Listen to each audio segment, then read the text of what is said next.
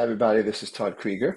So last time I talked about addictions that serve people to self-soothe. Those are people that maybe are turning towards drugs or addictions, I should say, to calm themselves down. Oftentimes coming because they have not learned how to do that even from a young age. Now, it's not always that, but that's oftentimes a big part of it that we overlook how we use the things, the addictions, the behavioral and substance abuse, as well as everything else we do in some ways to regulate our emotions. Um, Today, I'm talking to you about addictions that give you an adrenaline rush, those that make us feel more alive, uh, um, lift us out of a humdrum state, a depressed state, an empty state, a bored state. And so, addictions that meet that criteria would be, in terms of substances, the methamphetamines and speed, cocaine, um, and then the behavioral addictions, such as gambling, sex addiction, even though sometimes people use sex to escape from stress too. A lot of times I have found that people that use sex, it's to lift them up out of feeling empty. And so it's something to look at if you have if you or know somebody you know are doing some of these addictions such as gambling or sex addiction or methamphetamines. Okay, they do similar things in the brain, and you might want to take a look and see if you could connect the dots here. Did you grow up in a family where you didn't get enough attention? You were left alone a lot. You were judged a lot. You um,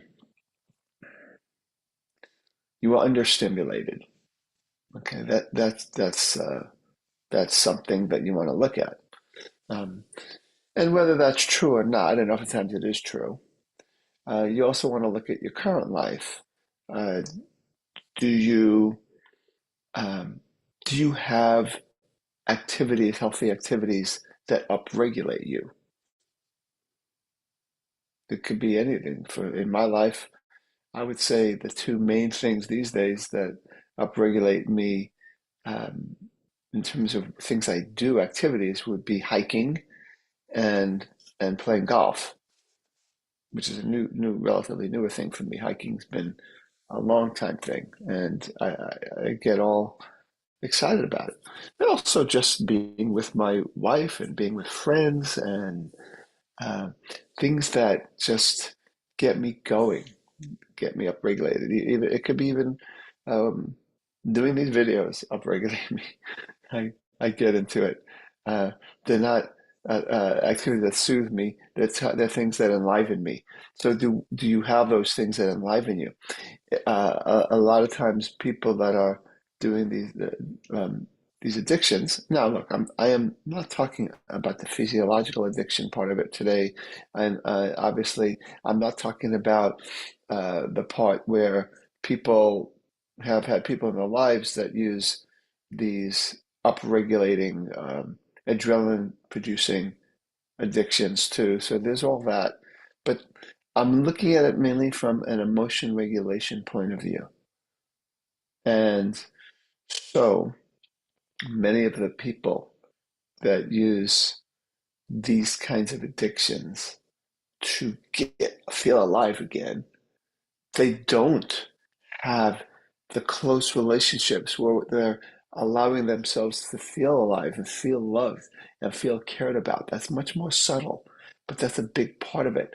That people that I find do these kinds of adrenaline rushing addictions, they don't know how to receive, even if they have partners that truly are caring and giving, they don't really open their hearts to receive them. I use the analogy of trying to feed someone when their jaws are wired shut. Okay, and so you don't get the good stuff from other people. You don't receive, maybe because as a child, you, especially in the emotional realm, weren't given that kind of love, that attention. So you learn to be a soloist and you don't allow others to fill you up. And so you get filled up temporarily. It's like something I've used this analogy. It's like being nurtured by healthy food versus I eat the healthy food, so I go off and get some junk food or fast food. It might taste good for the moment, but it's not really nurturing my body. It's actually hurting my body more than helping my body, especially in the long term. Well, that's the same with these addictions. They hurt our lives, they hurt our bodies sometimes.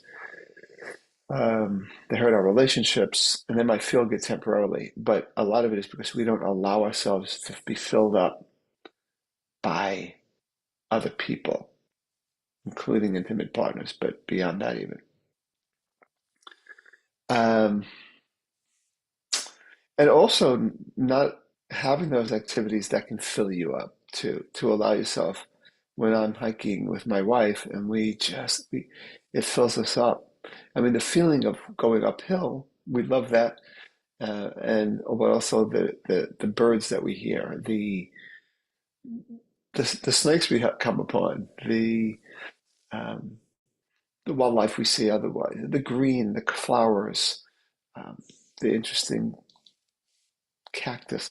Okay, all those things, they fill us up. Dancing fills me up.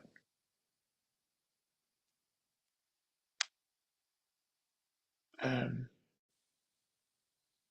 Sharing and allowing myself to be heard fills me up. So it's this whole thing about receiving from life, receiving from people, and receiving from the activities that we do. Okay, and so when I'm working with people that have these kinds of adrenaline rushing addictions, there's no question I focus on both the past and the present.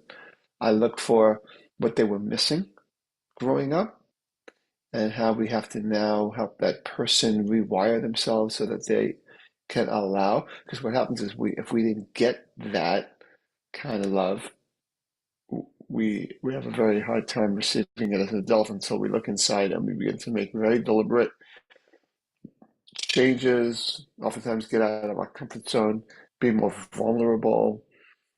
A lack of vulnerability is also related to these kinds of addictions because like it's the same idea. It's like I'm not vulnerable, so I don't allow myself to be seen, so I can't feel loved by you.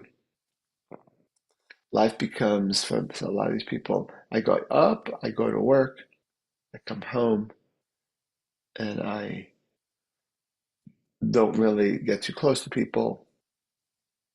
I don't allow myself to be touched by people, but I'll go gamble or I'll go, you know, compulsively masturbate or I'll take some, cocaine. Okay, so those are the things I wanted to bring out. That if you do this or you know someone, a loved one, or friend, that they pass this video on. See if they can understand that. Look at their these kinds of addictions from the standpoint of how do I feel alive? How do I upregulate? Do I do this with nurturing food or junk food kind of thing? So that's what I wanted to say. I hope this is informative and helpful and pass it on to people that might benefit. This is Todd Creager, making the world safe for love.